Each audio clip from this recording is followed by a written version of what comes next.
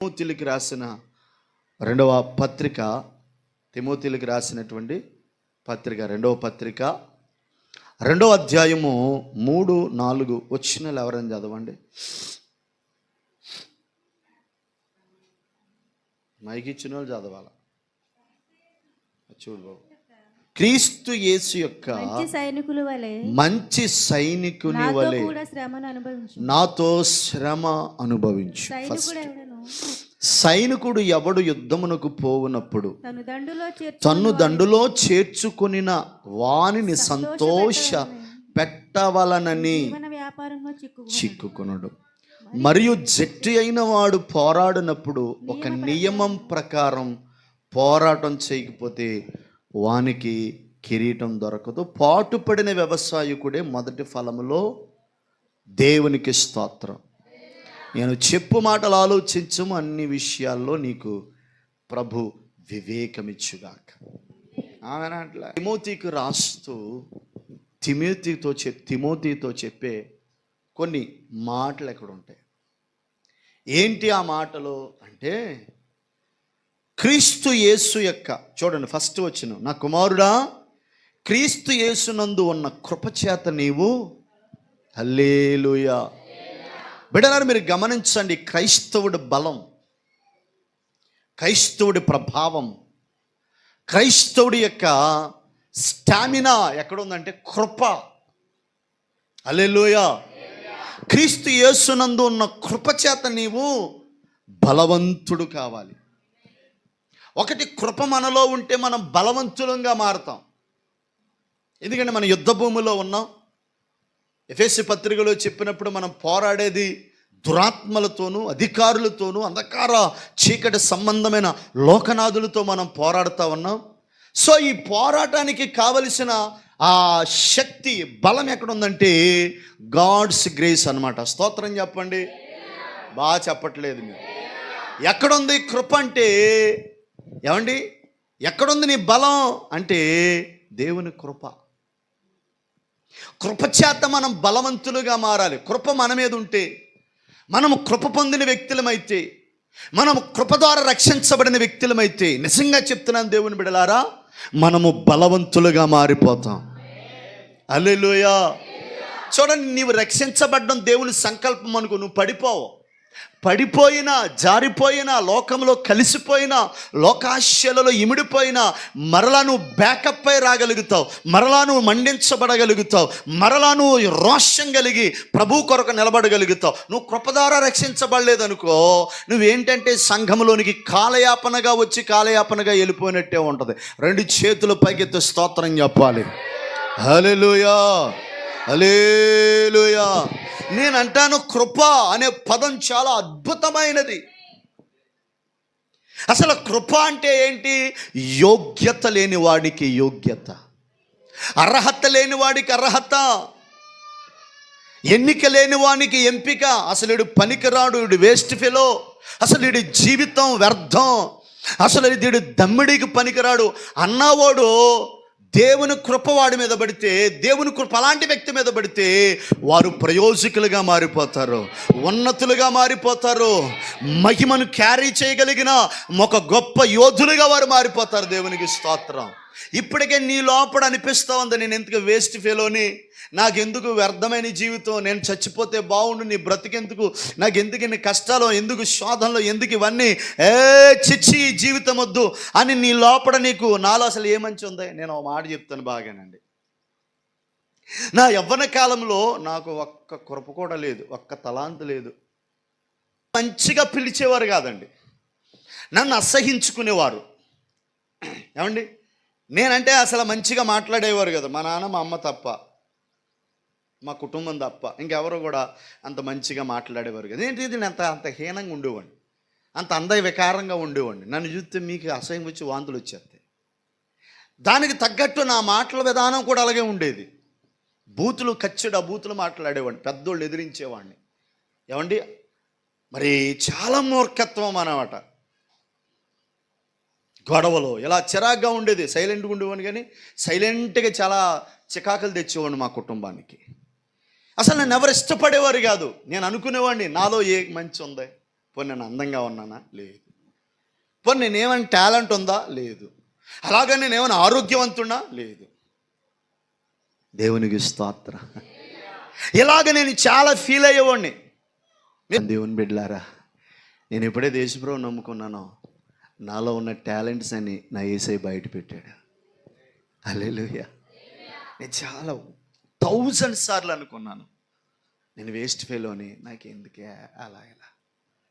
కానీ నేను చెప్పనా, యేసుప్రభులోకి వచ్చిన తర్వాత నేను అనేక మందికి ఆశీర్వాదంగా మార్చబడ్డానికి దేవుడు నాకు సహాయం చేశాడు. కృపే అది. మీకు అర్థమైందా? మీలో చాలామందికి ఆ భావన ఉంది. రాత్రి ఈ పగలో మీరు చాలాసార్లు నాలో ఏముంది, నేను వేస్ట్, నాకు ఎన్నో శ్రమలు వస్తున్నాయి, కష్టాలు వస్తున్నాయి, శోధనలు వస్తున్నాయి, అసలు నేను బ్రతికి దేనికి ఉపయోగం, అసలు నేను ఎవరికి ఉపయోగం, అసలు నాలో చెప్పుకోదగినవి ఏముంది. అందాన్ని బట్టి దుఃఖపడుతున్నాం, సరిగా ఎవరో ప్రేమించక దుఃఖపడుతున్నాం. నాతో ఒక చెల్లి అంటుంది, అన్నయ్య వివాహమైంది కానీ నా భర్త నాతో 10 నిమిషాలు కూడా గడపడం. ఎన్ని నిమిషాలు కూడా అండి? వివాహమైంది కానీ నా భర్త నాతో 10 నిమిషాలు కూర్చుని మాట్లాడ్డాన్నయ్య.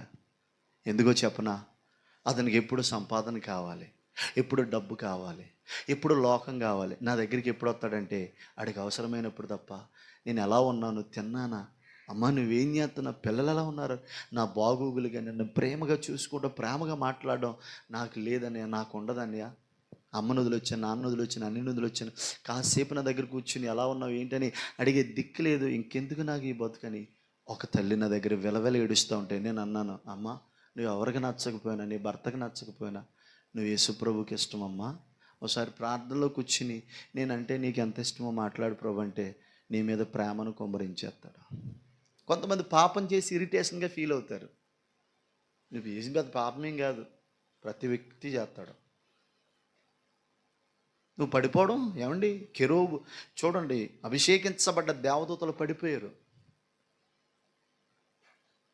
ఏమండి, తొట్టిల్లు పాటు అనేది సహజంగా జరిగేది. కానీ నేను అన్నా, నువ్వు అక్కడే ఇప్పుడు నువ్వు వెళ్తున్నావు స్పీడ్గా బండి మీద, ఇది చూడండి స్పీడ్గా బ్యాకరేసి పడిపోయావు, ఆహా ఎంత బాగా పడ్డాను అని అక్కడే ఉంటావా, ఇలాగ ఏదో లారీ ఎక్కి నీ మీదకి వెళ్ళిపోతాయి. అవునా కదా? ఎంత బాగా పడ్డాను, హో నేలా నువ్వెంత బాగున్నావు అన్నావు అనుకో, వెనకాల వచ్చిన లారీ వాడు నిన్ను ఎత్తుకెళ్ళిపోతాడు. నువ్వేం చేస్తావు, ఆ పడిన దగ్గర నుంచి ఏమవ్వాలా, అంతేనా లేదా? గోతులు అడిపోయావు, ఆహా గొయ్య ఎంత బాగుందో మురుకు అని ఎలా తీసుకుని పాముకుంటావా? ఎంత వాసన వస్తుందో అంటావా? దేవుని స్తోత్రం. నువ్వు మురుగులడ్డా మళ్ళీ లేచి స్నానం చేసి ఆ మురుగు బట్టలు మార్చుకుని దేవుని స్తోత్రం మళ్ళీ మంచిగా ఉంటావు. నువ్వు స్పీడ్ బ్రేకర్ పడిపోతే మంచిగా లేచి మళ్ళా అలాగే నువ్వు పడిపోయావు. అది నీ దేవుడికి తెలుసు, నీకు తెలుసు. ఇది పెద్ద బెమ్మెజ్జీ కాదు, ఇది పెద్ద విషయం కాదు.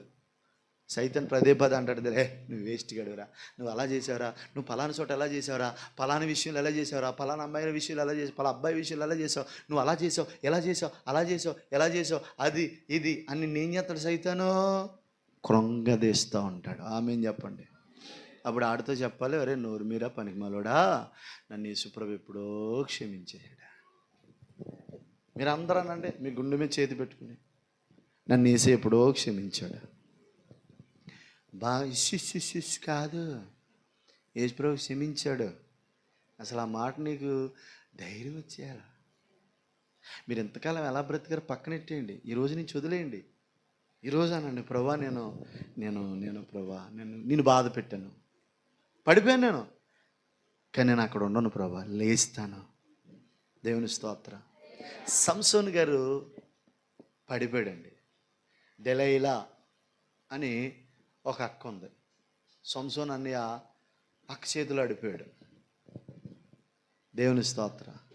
ఇప్పుడు పడిపోయాక చూడండి, ఫిలిస్తీయులను చంపవలసిన శాంసను ఫిలిస్తీయుల చేతిలో బానిసైపోయాడు. అసలు ఆడనే నాశనం చేయడానికి ఎన్నుకోబడ్డ సంసోను ఎవరి చేతిలో బానిసగా ఉన్నాడో బాధ కలిగేస్తుంది, ఏడ్చేస్తున్నాడు అని దగ్గరగా, యేసయ్యా నాకు ఒక్క అవకాశం ఇవ్వా.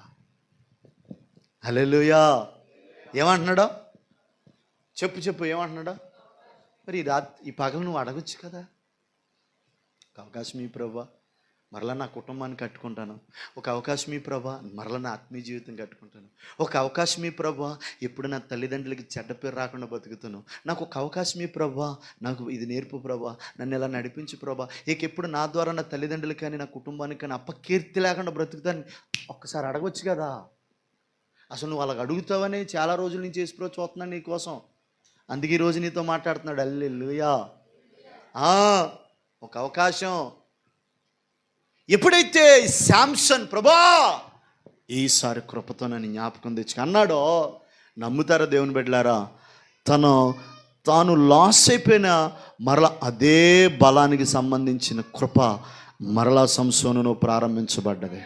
ఈరోజు నేను ప్రవచిస్తా చెప్తున్నాను మీ అందరికీ, పడిపోయిన వారండి బలమైన యోధులుగా మారబోతున్నారు. అసలు మీకు పడిపోయిన నిన్ను చూసి నీ మీద గొనుక్కున్నవారు, నీ మీద సనుక్కున్నవారు, నీ కోసం దేవుని బట్టి చెడ్డగా మాట్లాడుకున్నవారు, నువ్వు చచ్చిపోతే బాగుండని అనుకున్నవారు, నీ జీవితాన్ని నాశనం చేసిన వారు నిన్ను చూసి విన్నావా, నిన్ను చూసి మరలా దేవునిని మహిమపరిచే డేస్ ఈ రోజు నుంచి నీకు స్టార్ట్ అయింది. దేవుడు అలా చేసేస్తాడో. హల్లెలూయా, హల్లెలూయా, హల్లెలూయా. దేవుడు అలా చేసేస్తాడో. నీ జీవితాన్ని అలా చేస్తాడు నేను చెప్తున్నాను ఖచ్చితంగా. కాబట్టి దేవుని బిడ్డలారా, ఈ పగల పూట దేవుని సేవకుడిగా చెప్తున్నాను, ఆయన కృపచేత మనం బలం పొందాలి. హల్లెలూయా. చూడండి, మనకి రెండో ఇంకా బలం ఎలా వస్తుంది? ఎఫెసీ పత్రిక, ఒకసారి ఎఫెసీ పత్రిక, ఎఫెసీయులకు రాసినటువంటి పత్రిక 6వ అధ్యాయం అనుకుంటా,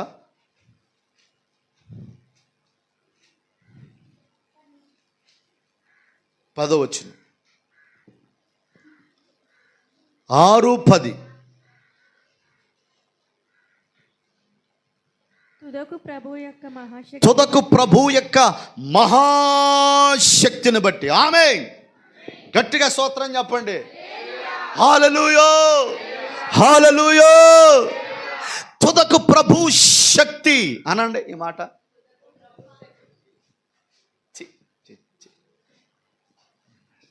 శక్తి అంటే ప్రభు శక్తి అనండి.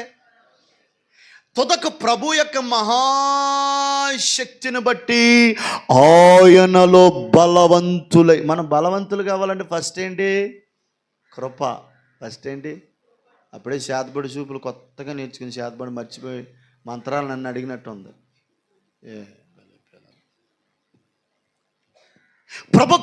తుదకు ప్రభు శక్తిని బట్టి మనము బలం. అసలు నేను చెప్తున్న ఈ బలం మనకి ఎందుకు కావాలంటే కిందకి చెప్తాను, ఇంక సబ్జెక్ట్ ఉంది. అవసరం చిన్న చిన్న దానికి నీ మీదాడు భయంకరమైన దెయ్యాలు వదులుతున్నాడు, భయంకరమైన చీకటి కార్యాలు చేస్తున్నాడు నీ కుటుంబంలో, నీ జీవితంలో. నీ భర్తను రేపుతామో, భార్యను రేపుతామో, పిల్లల్ని రేపుతామో, నీకు మనశ్శాంతి లేకుండా చేసేసి నువ్వు బేగా దేవుడు ఇచ్చిన ఆయుష్ కంటే ముందు చచ్చిపోవాలనే ప్లాను. హల్లెలూయా. చూడు, కొంతమంది నువ్వు చచ్చిపోరు అంటారు కదా, వాళ్ళు లూసిఫర్ ఆత్మ ఉందని. నిన్ను చచ్చిపో అన్నాడంటే దురాత్మ చేత నింపబడ్డాడు. యేసునామములో నీ లోపల పనిచేస్తున్న దెయ్యమ శుద్రాత్మ అన్నావు అంటే వాళ్ళు దెయ్యం కాలిపోతే యేసు రక్తం. స్తోత్రం చెప్పాలి. హల్లెలూయా. తర్వాత నీ లోపల కూడా నేను చచ్చిపోతే బాగుండు, చచ్చిపోతే బాగుండు, చచ్చిపోతే అనిపిస్తుంది కదా, అది కూడా దెయ్యమే.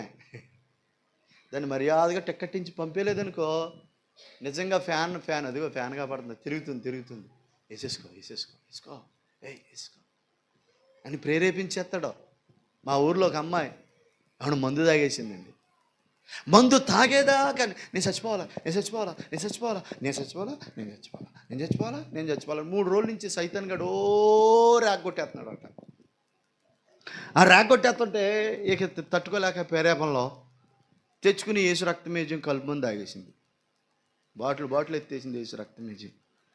ఎత్తేసిన వెంటనే ఈ లోపల ఏదైపోతుండే, బాబా నువ్వు బతకాలా అంటుంది. నువ్వు ఎక్కడ బతుకుతావు? ఏ బ్రేస్ మొఖం దానా, కూతంతా తాగావా, మొత్తం తాగేసావా సేట మొఖం దాన్ని, నువ్వు బతకో.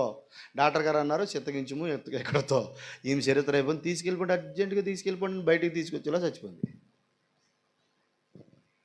ముందు సైతాన్ని ఏం చేస్తాడంటే చచ్చిపో అని ప్రేరేపణ ఎత్తాడో, బయట వాడి ద్వారా చచ్చిపో అంటాడో.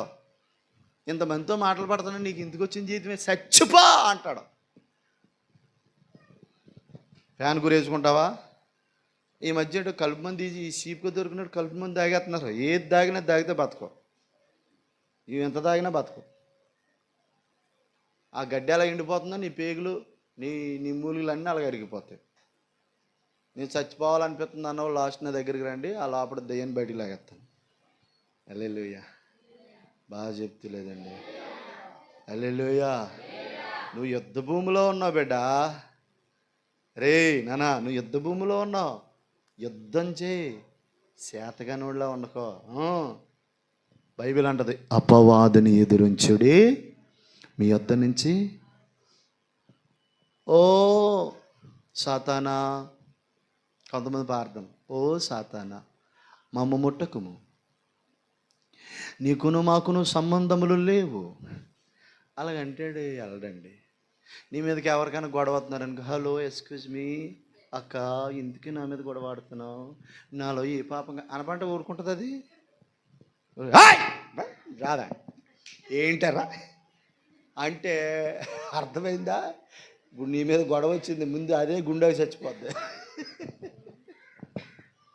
దావీదు అలాగే చేశాడు. ఏదో రే కొలియాతగా ఈ జనమున నీ తల రే వినపడుతుందా నీకు? అది ఎట్టుకున్నా వినపడతలేము, జాగ్రత్త. నీ తల తెగ నరికి ఇశ్రాయేలీల 4 దిక్కులు. వీడేటో ఈ చూస్తే నీకు తత్తున్నట్టు నన్ను బెదిరించేస్తాడు అనుకుని ఆ గొల్యెత్తుగాడు ముందే బలహీనం అయిపోయాడు. దేవుని స్తోత్రం. బాగా చెప్తలేదు. హల్లెలూయా, హల్లెలూయా. సైతాన్ నీ వీక్నెస్ని కనిపెట్టి దాంతో ఆడుకుంటాడో అని ఎదిరించు. ఎలాగ ఎదిరించాలా? ప్రార్థన లేకుండా. సైతాన్ అప్పో సైతాన్గా నువ్వు జయించాలంటే ఫస్ట్ దేవుని కృప ఉండాలి. ఆమెనంటలే. నెక్స్ట్ ఏంటి? శక్తి. ఏంటి ఈ శక్తి? ఎలా వస్తుంది? హలో, శక్తి ఎలా వస్తుంది? అపోస్తల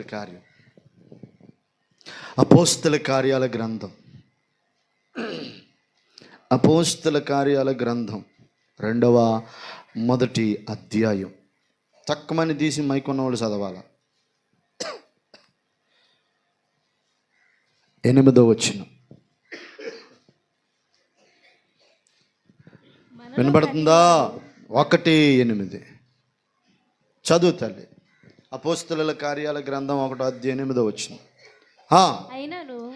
ఆయనను పరిశుద్ధాత్మ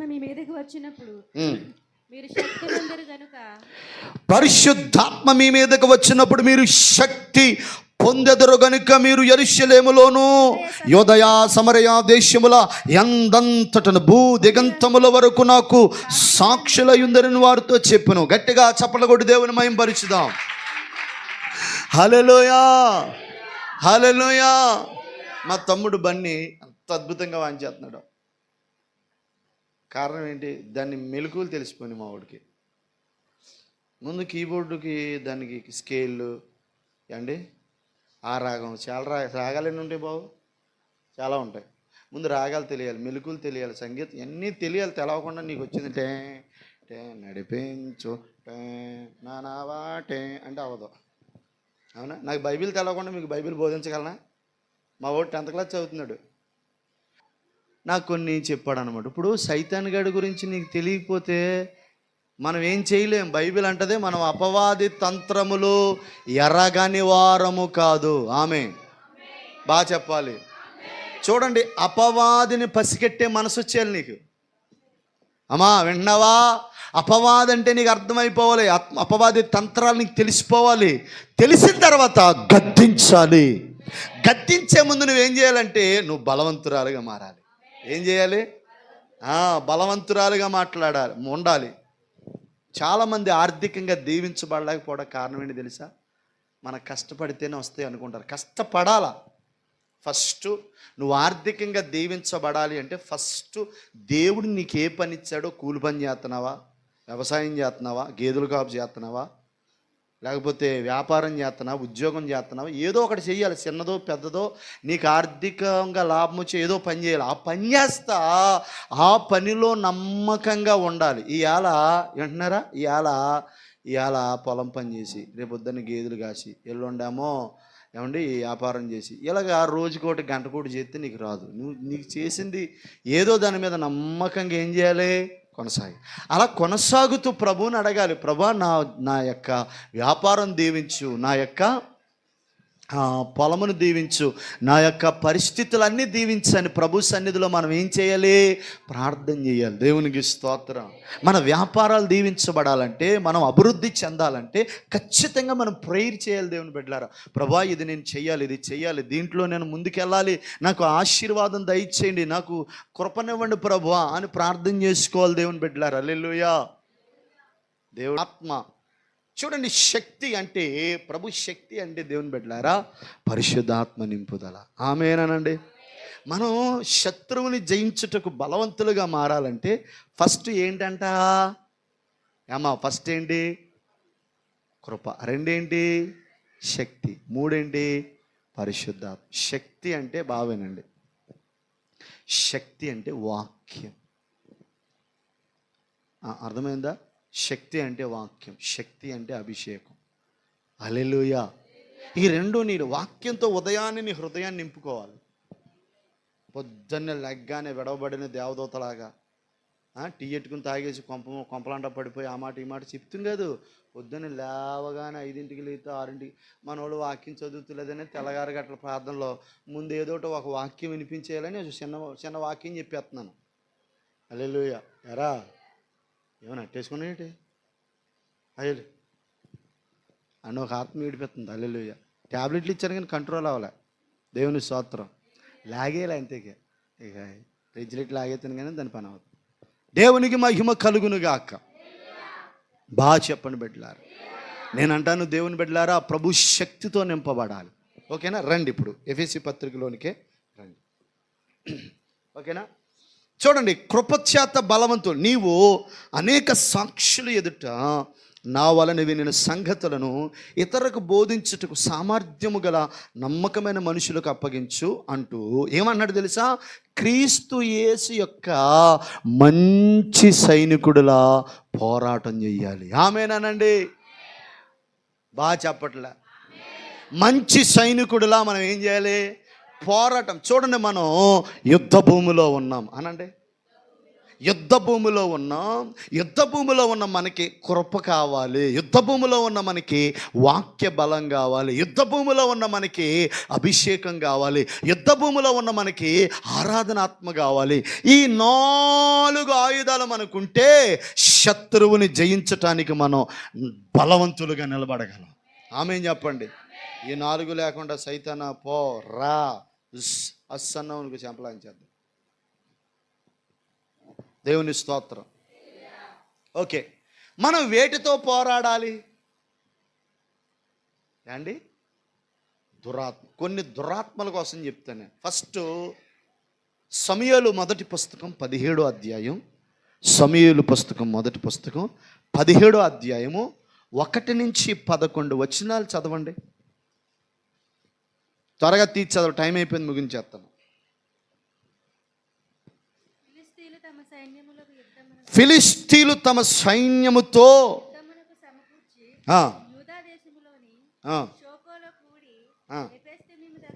చదివాను.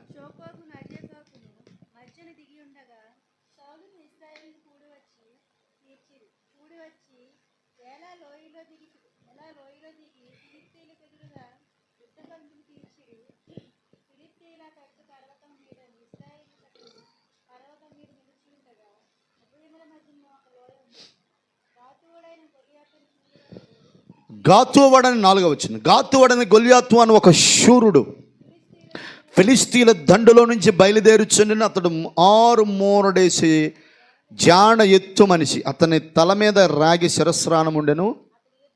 అతడు యుద్ధ కవచం ధరించుకొని ఉండెను. ఆ కవచం 5,000 తలముల రాగి ఎత్తుగలది. మరి అతని కాళ్లకు రాగి కవచమును, అతని భుజముల మధ్య రాగి బల్లెమొకటి ఉండెను. అతని ఈట నేతగాని అంత ధోని అంత పెద్దది. అతని ఈటను 600 తులముల ఇనుమ ఎత్తుగలది. అతడు డాలును మోయచ్చు, అతని ముందర పోవచ్చు. నేను దేవునికి స్తోత్రం. బాగా వినండి, బాగా వినండి. హల్లెలూయా. మీరు చాలా చక్కగా వినాలి. దేవుడిచ్చిన నాకు ఒక ఈ విషయాలు కొన్ని అన్నమాట. ఖచ్చితంగా ప్రతి క్రైస్తవుడి మీద, ఏమండి, ప్రతి క్రైస్తవుడి మీద, ప్రతి విశ్వాసి మీద, ప్రభువుని నమ్మిన ప్రతి వ్యక్తి మీద, ప్రతి సంఘం మీద దాడి చేసే కొన్ని దురాత్మలు ఉన్నాయి. అందులో ఫస్ట్ ఆఫ్ ఆల్ దురాత్మ ఫిలిస్తీను ఆత్మ, అనగా గొల్యాతు ఆత్మ అనండి. హల్లెలూయా. ఇప్పుడు ఈ గొల్యాతు గురించి ఇంట్రడక్షన్ చెప్తూ ఏమంటున్నాడు తెలుసా? అక్కడ రాస్తూ ఉన్నాడు. ఏమనంటే, ఇతడంట దేవుని బిడ్డలారా 6 మూరల జానడెత్తు. ఆడి ఎత్తే చాలా ఘోరంగా రాశాడు ఇక్కడ. ఆడి ధరించే కవచం వాడే. ఇవన్నీ ఇశ్రాయేలీలు చూస్తున్నారంటండి, సౌలు రాజుతో సహా. అసలు సౌలు ఎంత బలవంతుడో తెలుసా? దేవుని ఆత్మ అతని మీదకి వస్తే ఎడ్ల బండిని ఇరిచేసండి, ఎద్దులను నరికేసి అర్పించేసి మహాబలమైన కార్యాలు చేయగలిగాడు. గొప్ప గొప్ప వారిని తునాతునకలు చేసేసిన సౌలు ఎవరిని చూసి భయపడుతున్నాడో? ఇశ్రాయేలీలు ఎవరిని చూసి భయపడుతున్నాడో? ఒక ఫిలిస్తీయుడు. ఎందుకని చూసి భయపడుతున్నారు చెప్పనా? బాగా నాయబు చూడండి. నాయబు చూస్తే మీరు మంచిగా చూసింటే మీరు మంచిగా బాగుపడతారు. లేకపోతే మీ మీద దాడి చేసి దెయ్యాలు మీ జీవితాన్ని నాశనం చేసేస్తాయి. ఒక్కలా ఆమెనా అంటలా.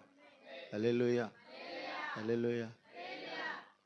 సోలిపోవలదు సిల్లమ్మ, సోలిపోవలదు, అరగంటలో ముగించేస్తాను, వెళ్ళిపోదు కానీ నీ ఇష్టం వచ్చినట్టు సోలిపోకమ్మ.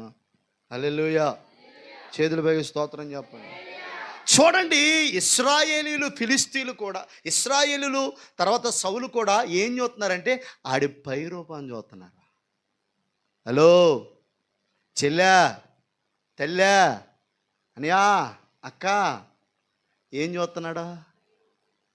పై రూపం ఎలా ఉందో తెలుసా? భయపెట్టేలా ఉంది. పై రూపం ఎలా ఉందో తెలుసా? అయ్యో వీడి చేతిలోకి వెళ్తే మనం సీమల్లాగా. కానీ దావీదు ఏం చూస్తున్నాడు తెలుసా? దావీదు ఏం చూస్తున్నాడు? ఆయన కుక్కలా చూస్తున్నాడు. ఇశ్రాయేలీలందరూ ఎలా చూస్తున్నాడు? సౌలు రాజుతో సహా. ఓ అంతలా వీట. అసలు ఆడేడ్రాడా? అంబూతులో పోయాడా? నువ్వు కొంచెం అంబూతు మహమ్మూడు అంటావు కదా ఒకసారి. ఆడు అంతకంటే ఘోరమైనడు. హల్లెలూయా, హల్లెలూయా. ఆడంటాడో, దావీదు అంటాడో ఒకసారి, దేవుని బిడ్డలారా, అరే నువ్వు కర్రట్టుకొస్తున్నా నువ్వు కుక్కనా? చూడండి ఎన్నో వచ్చిన, అది 17వ అధ్యాయము 43వ వచనం చదవండి. ఓ తీస్తున్నావా? 43 చదవండి. 17:43. ఆ ఫిలిస్తీయుడు కర్ర తీసుకుని వస్తున్నా, నీవు నా మీదకి వచ్చుచున్నావు, నేను దేవుని స్తోత్రం. అసలు ఇశ్రాయేలీలందరూ ఆడు పై రూపాన్ని, ఆడి శిరస్రానాన్ని చూస్తున్నారంట, ఆడు ఎత్తుని చూస్తున్నాడంట. ఏండి ఏండి. కానీ దావీదు ఏం చూస్తున్నాడంట? ఆయన ఎలా చూస్తున్నాడు దావీదు? బా, నీ చూపులు సరిగా లేకపోతే నీ విశ్వాసం కూడా పాడైపోద్ది. అంటే చూపులు అంటే వేరేలా అనుకోకుండా అమ్మోయ్. నేనేమంటున్నాను తెలుసా? నువ్వు సమస్యను పెద్దగా చూడకూడదు. అమ్మోయి నొప్పులా, అమ్మోయి రోగమా, అమ్మో అంటేనే చాలు నువ్వు అయిపోతావు. అమ్మో ఇన్ని లచ్చలప్పులా, అమ్మో ఈ రోగమా, షుగరా, బీపీయా, అమ్మో మా ఆయన, అమ్మో మా పిల్లోడికి జబ్బు. నేను చెప్పనా దేవుని బిడ్డ, నీ సమస్య పెద్ద. కొంతమంది ఎందుకోండి ఈ మధ్య సైతాన్ని మమ్మల్ని బాగా శోధించేస్తున్నాడు, ఎందుకోండి ఈ మధ్య మమ్మల్ని బాగా సైతాన్ని శోధించేస్తున్నాడు. 100 సార్లు సైతాన్ని పేరెత్తుతావు కానీ 100 సార్లు వేసి రాక్తం చెప్పవు నువ్వు. అంటే నువ్వు దేన్ని హైలైట్ చేస్తున్నా, దేన్ని ఎక్కువ చూస్తున్నా? మరి నీకు విశ్వాసం ఏది? దావీదులా చూస్తున్నావా? నేను మానగలనంటావా ముందు అవుతావు? హల్లెలూయా. అటెళ్ళు వస్తావు ప్యాకెట్ మింగేసి వచ్చి, దేవుని స్తోత్రం. ఇటెళ్ళు వస్తావు బీడీ కలిసి వచ్చేసి. హల్లెలూయా. స్కూల్లోనండి, స్కూల్లో చిన్నగా డ్యాన్స్ చేయమన్నా, భరతనాట్యం. సైతానా, నిన్ను ఎవడేమన్నా, నీ భక్తి ఏమైంది? హల్లెలూయా. అర్థమైందా? అసలు నువ్వు సమస్యను ఎలా చూస్తున్నావు? ఆడి ఎత్తుని. ఒకసారి యేసుప్రభు సమూయేలుని ఏమండి దావీదుని అభిషేకించడానికి పంపినప్పుడు యెషయా కుమారుల్ని పెద్దోడిని చూపిస్తాడంట. ఆడంట ఎత్తుగాను అందంగాను కండలు తిరిగి ఉన్నాడంట, 6 ప్యాక్. యేసుప్రభు అన్నాడు, రే అబ్బాయి నాన్న సమూయేలు, ఆడి పై రూపాన్ని చూడక. దేవుడు ఎప్పుడు పై రూపం కోరుకోడండి. నేను అందంగా లేను, నా పెదవులు ఎర్రగుంటే ఎంత బాగుండు, ఈ ముక్కు అంత అలా ఉంటే బాగుండు, బొగ్గలు ఎందుకు వెనక ఎలా ఉబ్బుపోవాలా, ఓ పని నా దగ్గరికి రా, ఇదేదాన్ని ఎక్కడ కొట్టి చేస్తారా, ఏంటది అదేమో జీడిపోగ వేస్తాను. జీడిపోగ అయితే ఎంతకైతే డబ్బులు ఉబ్బిపోతావు. హల్లెలూయా. నువ్వు దేని కొరకు ఎక్కువ బాధపడి ఎక్కువ వేదన పడతావో దేవుని బిడ్డలారా, అది నీ జీవితాన్ని బాధిస్తూ ఉంటుంది. నువ్వు దేని కొరకు ఎక్కువ వేదన పడి బాధపడతావు, నేను బాధిస్తుంది, నేను దుఃఖపెడుతుంది, నేను బలహీనపరుస్తుంది. అందుకని మొదటిగా దేవుని బిడ్డలారా మనం ఏం చేయాలి తెలుసా? మనము బలవంతులుగా నిలబడాలి. రెండోది ఏంటో తెలుసా? మనలో ఉన్న యేసయ్య బలాన్ని చూడాలి. బైబిల్ అంటది, లోకములో ఉన్నవానికంటే మనలో ఉన్న యేసు. హల్లెలూయా. చెప్పాలి. లోకములో ఉన్నవానికంటే మనలో ఉన్న యేసు. నీలో యేసు ఉన్నాడు. నువ్వు అనుకుంటావు, నేను అలా చేసాను, ఇంకా ఉంటాడా, ఎందుకు ఉండడు? రాత్రి అన్నయ్య మాట అన్నాడు, నానా దేవుడు ఒకసారి వరం ఇస్తే తీసుకోడు, దేవుడు ఒకసారి వరం ఇస్తే దాన్ని కాదండో, దేవుడు ఒకసారి ఒక కృపనిస్తే దాన్ని తీసుకోడు. కానీ మన ప్రార్థన ఇదన్నీ తగ్గిపోతే అది అలా సైలెంట్ అవుద్ది అన్నారు ఆయన. నాకు చాలా బాధ కలిగింది. ప్రభు ఇంకా ప్రార్థన చేయలేము అనుకున్నా. నేను అంటాను, నువ్వు పై రూపాన్ని చూస్తున్నారు, కానీ దావీదు ఏం చూస్తున్నాడు? ఆడు కుక్కలా చూస్తున్నాడు. ఆడు ఎంత ఎత్తున్నా, ఆడు ఎంత బలవంతుడైనా ఆడిని ఎలా చూస్తున్నాడు? కుక్క. హల్లెలూయా. అంటే శ్రమను, శోధన, వ్యతిరేకత అంత ఈజీగా చూడాలి మనం. అలా చూస్తేనే దేవుని ఎప్పుడు దేవుని కోసం ఎక్కువ మాట్లాడాలి, సైతాన్ కోసం తక్కువ మాట్లాడాలి. దేవుని కోసం ఎక్కువ మాట్లాడాలి, శ్రమల కోసం తక్కువ మాట్లాడాలి. దేవుని కోసం ఎక్కువ మాట్లాడాలా, నీకొచ్చే నిందల కోసం తక్కువ మాట్లాడాలి. మనోళ్ళు ఆపోజిట్గా మాట్లాడతారు. మా ఆయన మారాడండి, ఆడ అలాంటూడండి, ఇడలంటూడండి, ఆడ వేస్ట్ అండి, ఆడ రాయింది, ఆడ రాయింది, ఆడ రాయింది. ఏనాడన్నా నువ్వు నోరు తెచ్చి ప్రార్థన చేసావా? ఎప్పుడు సోదే, ఎప్పుడు సోదే. నువ్వు మార్చినందుకు స్తోత్రం ప్రభా, నువ్వు మార్చగల ప్రభా, నువ్వు చేయగల ప్రభా, నువ్వు బలవంతుడు ప్రభా, శక్తివంతుడు ప్రభా, నువ్వు కనికరపు, నువ్వు అలా ప్రభా, నువ్వు ఎలా మళ్ళీ రక్తం వేజ్జే ఎలా మాట్లాడాలా? హల్లెలూయా. ఫిలిస్తీన్ ఆత్మ ఏం చేస్తా తెలుసా? రూపాన్ని చూసి నేను భయపెడుతుంది. ఫిలిస్తీన్ ఆత్మ అంటే నీ మీద సైతాను ఉపయోగించే శ్రమలో, రోగము, బంధకాలు, నిందలు, కృంగుదల, అనుమానం, ఇవన్నీ సైతానే. దాన్ని ఏం చేయాలి? మనం మొదటగా జయించగలగాలి. ఓ మాట చెప్పనా, నీ కోసం ఎవరేమనుకుంటున్నారు అనుకోకూడదు. నలుగురు ఎవరికి వచ్చింది యంగ్ చూసిన ఎవరనుకో, నా కోసం ఏదైనా మాట్లాడేసుకుంటారు అనుకోకూడదు. మాట్లాడుకొని ఎవడ పళ్ళు బయటడతాయి. నేను ఒక మాట పరిశుద్ధాత్మ దేవుడు చెప్పమన్నారు రాత్రి మాట, మీకు అందరూ ఒకసారి చూడండి, మీకు చెప్పమన్నాడు పరిశుద్ధాత్మ దేవుడు. ఈ రోజు నుంచి మీరు ఒక తీర్మానం చేసుకోండి, నా నోటితో నేను ఎవరి గురించి చెడ్డ మాట్లాడను. ఒకవేళ నీ కళ్ళ ముందే పాపం జరుగుతున్నా వాళ్ళ కోసం నేను రెండోడికి చెప్పను అని మీరు తీర్మానం చేసుకోకుండా, మీరు పద్దాగా ఇతరుల కోసం పద్దాగా ఎవరు మాట్లాడతారో, మీరు ఎవరి కోసం ఏ విషయంలో మాట్లాడతారో మిమ్మల్ని కూడా అదే పాపంలో సైతం తీసుకెళ్తాడు. అర్థమైందా? నేను 2 రోజుల్లో నా ప్రార్థన గదిలో నా దేవుడు నాకు చెప్పిన మాట,